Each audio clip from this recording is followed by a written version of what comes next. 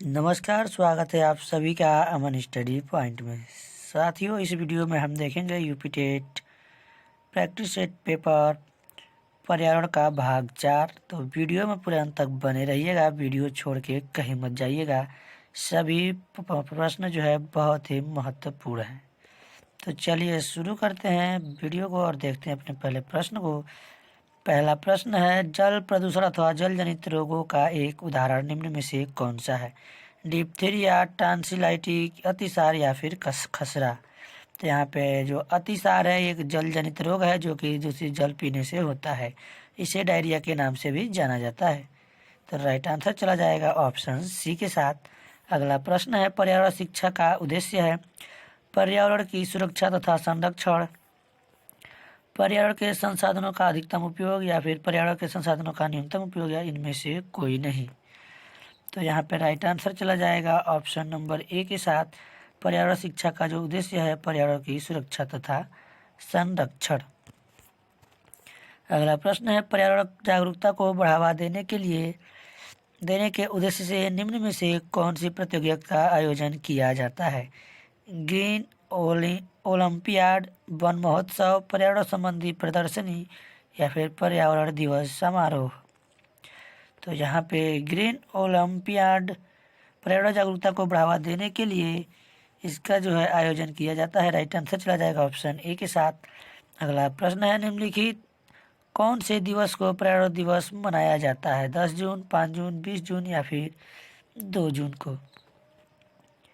तो पर्यावरण दिवस जो है 5 जून को मनाया जाता है। राइट आंसर चला जाएगा ऑप्शन बी के साथ।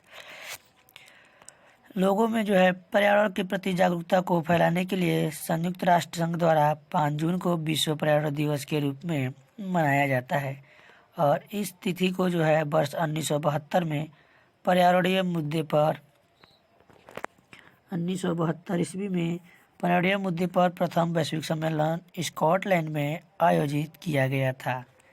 तो इसको आप याद रखेंगे।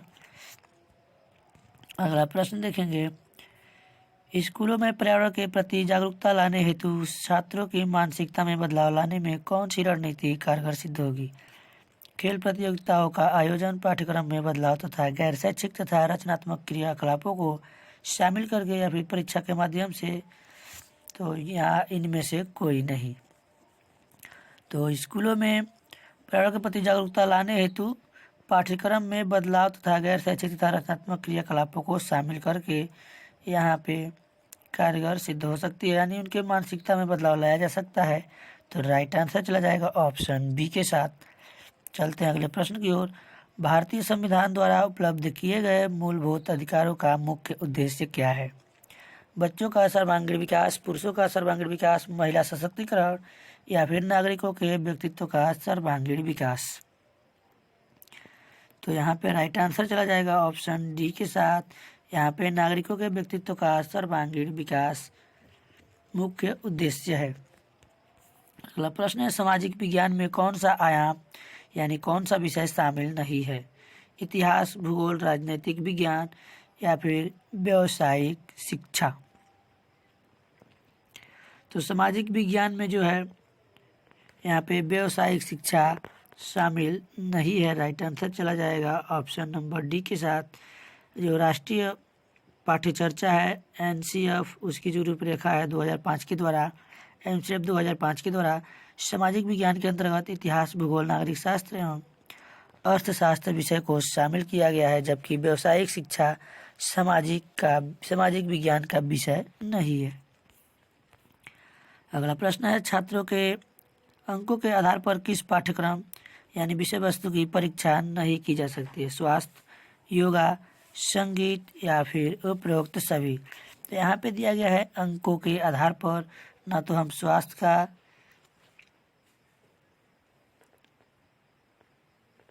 परीक्षा ले सकते हैं, ना ही योगा का ले सकते हैं और ना ही संगीत का ले सकते हैं।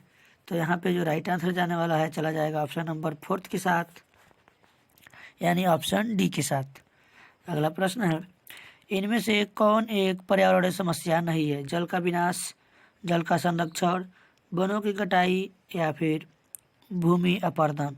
तो यहाँ पे जल का विनाश, वनों की कटाई, भूमि अपरदन, ये सभी पर्यावरणीय समस्या है, जबकि जल का संरक्षण यह समस्या नहीं है बल्कि एक समाधान है। राइट आंसर चला जाएगा ऑप्शन बी के साथ।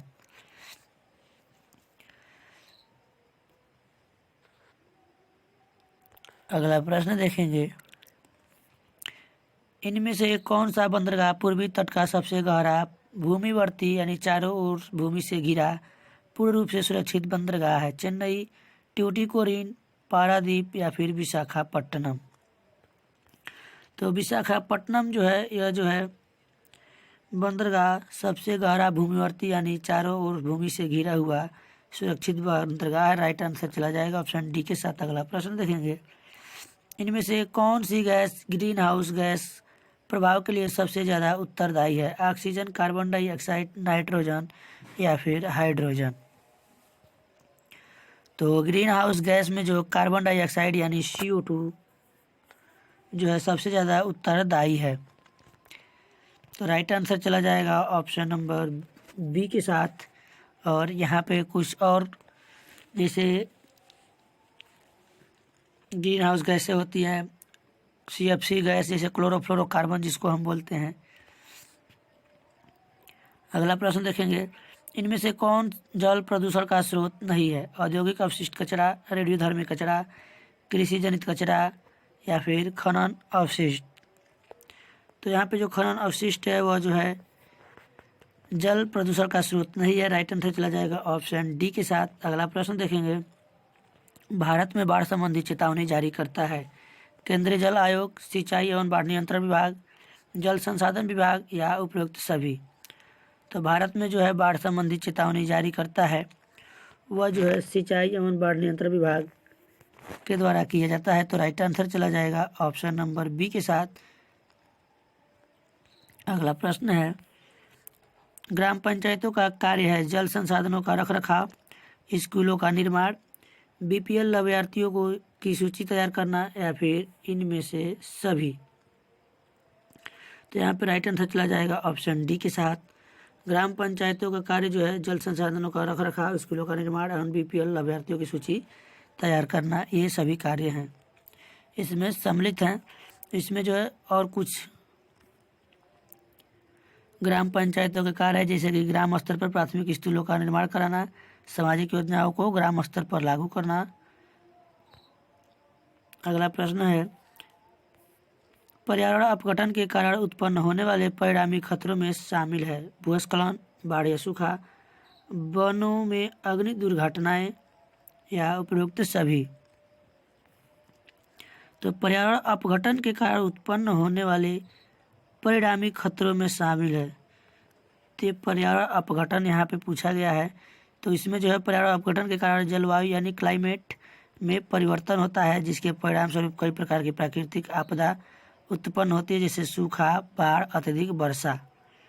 तो यहाँ पे राइट आंसर चला जाएगा ऑप्शन बी के साथ, यानी बाढ़ एवं सूखा।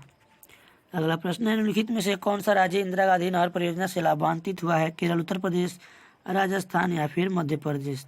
तो यहाँ पे राइट आंसर चला जाएगा ऑप्शन सी के साथ। इंदिरा गांधी नहर परियोजना से जो राज्य लाभान्वित हुआ है वह जो है राजस्थान है। अगला प्रश्न देखेंगे,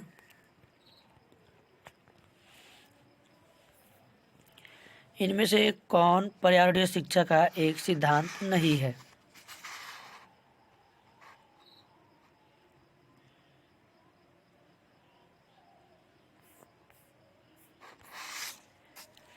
पर्यावरण में सभी की सहभागिता, पर्यावरण शिक्षा जीवन पर्यंत शिक्षा प्रणाली नहीं है, पर्यावरणीय शिक्षा एक समेकित एवं सामुदायिक प्रयास होना चाहिए, पर्यावरण शिक्षा का सामाजिक तथा आर्थिक उद्देश्यों के साथ समुचित तालमेल तथा समान प्राथमिकता के आधार पर प्रचार प्रसार होना चाहिए।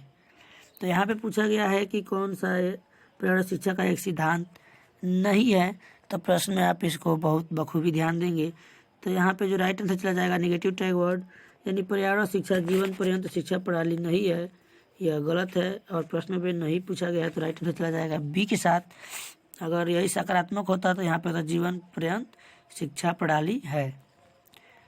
तो राइट आंसर चला जाएगा बी के साथ। अगला प्रश्न देखेंगे, नीली क्रांति संबंधित है दुग्ध उत्पादन से, पुष्प उत्पादन से, मत्स्य उत्पादन से या फिर फल उत्पादन से। तो नीली क्रांति जो है वह चला जाएगा ऑप्शन नंबर सी के साथ, मत्स्य उत्पादन यानी मछली उत्पादन से है। श्वेत क्रांति जो होता है दुग्ध उत्पादन से होता है।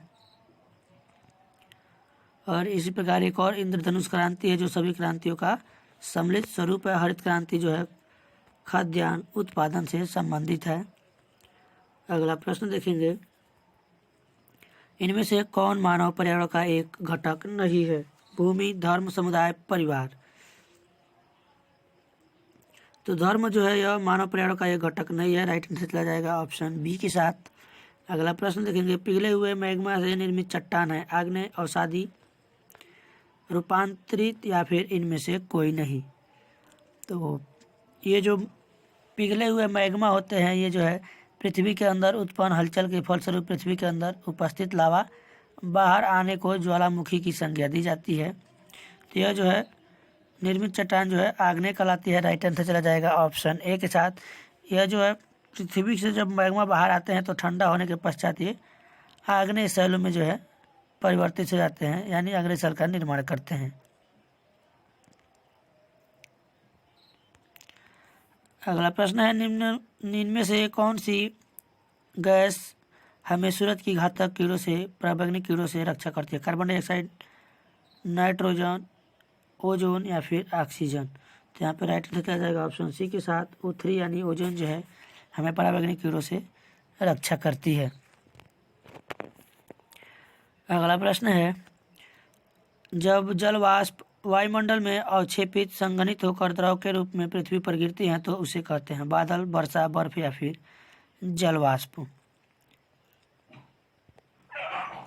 तो जब जल वाष्प वायुमंडल में अवक्षेपित संघनित होकर द्रव के रूप में गिरता है तो उसे हम कहते हैं वर्षा यानी बारिश। राइट आंसर चला जाएगा बी के साथ। अगला प्रश्न है, कटीली झाड़ियाँ पाई जाती हैं गर्म तथा आर्द्र विषुवतीय जलवायु में, गर्म तथा शुष्क मरुस्थलीय जलवायु में, शीतल ठंडे ध्रुवीय जलवायु में या फिर इनमें से कोई नहीं। तो यहाँ पे जो है कटीली झाड़ियाँ जो पाई जाती हैं वो गर्म तथा शुष्क मरुस्थलीय जलवायु में। राइट आंसर चला जाएगा बी के साथ। अगला प्रश्न है, स्वर्णिम रेशा इनमें से किसे कहा जाता है? चाय, कपास, जूट या फिर रबड़ को? तो राइट आंसर चला जाएगा बी के साथ, कपास को जो है स्वर्णिम रेशा कहा जाता है। पृथ्वी का जुड़वा ग्रह इनमें से किसे कहा जाता है? बृहस्पति, शनि, शुक्र या फिर मंगल? तो यहाँ पे जो शुक्र है, शुक्र को पृथ्वी का जुड़वा ग्रह कहा जाता है क्योंकि इसका जो आकार है लगभग पृथ्वी के बराबर है और यह ग्रह जो है सुबह और शाम को आसानी से देखा जा सकता है। और शुक्र ग्रह को जो है भोर का तारा भी कहा जाता है।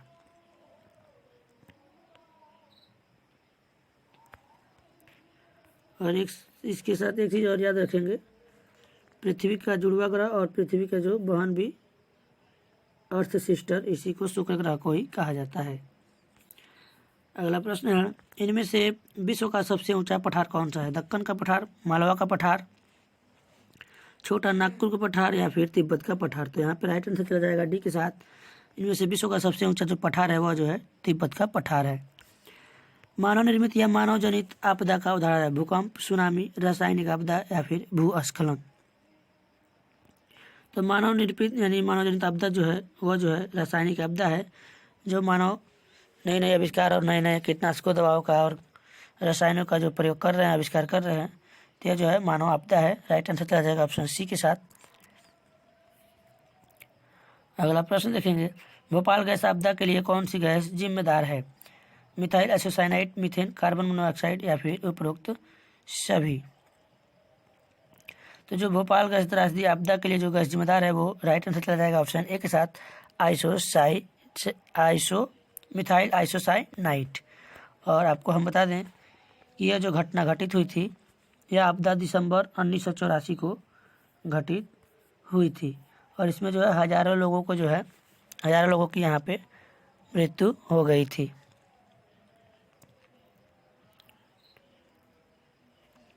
अगला प्रश्न है, कौन सी गैस ग्रीन हाउस इफेक्ट से संबंधित नहीं है?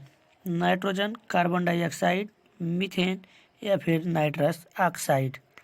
तो यहाँ पे जो नाइट्रोजन है, नाइट्रोजन वायुमंडल में 78% पाया जाता है। यह जो है ग्रीन हाउस से संबंधित नहीं है, यह पर्यावरण को नुकसान नहीं पहुंचाती है। जबकि अगर ग्रीन हाउस की बात करें तो carbon dioxide, methane CH4, carbon dioxide CO2, उसके बाद से नाइट्रस ऑक्साइड NO2, ये सभी जो है क्लोरोफ्लोरोकार्बन CFC और N2 यानी N2 जो नाइट्रोजन की बात करें यहाँ पर, ये ग्रीन हाउस गैस नहीं है। जबकि CFC, CH4, मेथेन, क्लोरोफ्लोरोकार्बन और नाइट्रस ऑक्साइड, ये तीनों जो गैसें हैं ग्रीन हाउस गैस हैं, यानी यह प्रभावित करती हैं। तो राइट आंसर चला जाएगा ऑप्शन ए के साथ, नाइट्रोजन जो है ग्रीन हाउस इफेक्ट से संबंधित नहीं है। अगला प्रश्न है, समुद्री प्रदूषण के कारण नष्ट हो रहे हैं भूमध्य रेखीय वन, पतझड़ वन, कोटधारी वन या फिर मैंग्रोव वन। तो यहाँ पे जो समुद्री प्रदूषण के कारण जो नष्ट हो रहे हैं वो जो हमारे मैंग्रोव वन हैं वो नष्ट हो रहे हैं। तो राइट आंसर चला जाएगा ऑप्शन डी के साथ, वाटर पॉल्यूशन, जल प्रदूषण का प्रभाव इन पर भी पड़ता है। इसी को समुद्री प्रदूषण बना के यहाँ पे प्रश्न पूछ दिया गया है। और जो समुद्री इलाकों में समुद्री तूफान, सुनामी आदि जो मानवों से जो रक्षा करते हैं मैंग्रोव वन, ये बहुत ही इम्पोर्टेंट है पर्यावरण में हमारे लिए। तो दोस्तों इस वीडियो में पूरे पर्यावरण के 30 प्रश्न समाप्त हो चुके और पर्यावरण का पार्ट चौथा यहाँ पे समाप्त होता हुआ। तो साथियों वीडियो आपको कैसा लगा कमेंट बॉक्स में ज़रूर बताएं। साथ ही वीडियो अगर पसंद आए तो वीडियो को अपने सभी ग्रुपों में शेयर कर दें और अगर आप इस चैनल पर नए हैं तो चैनल को सब्सक्राइब कर लें। तो आज की वीडियो में बस इतना ही, मिलते हैं कल एक नए वीडियो में नए टॉपिक के साथ। तब तक के लिए धन्यवाद। जय हिंद।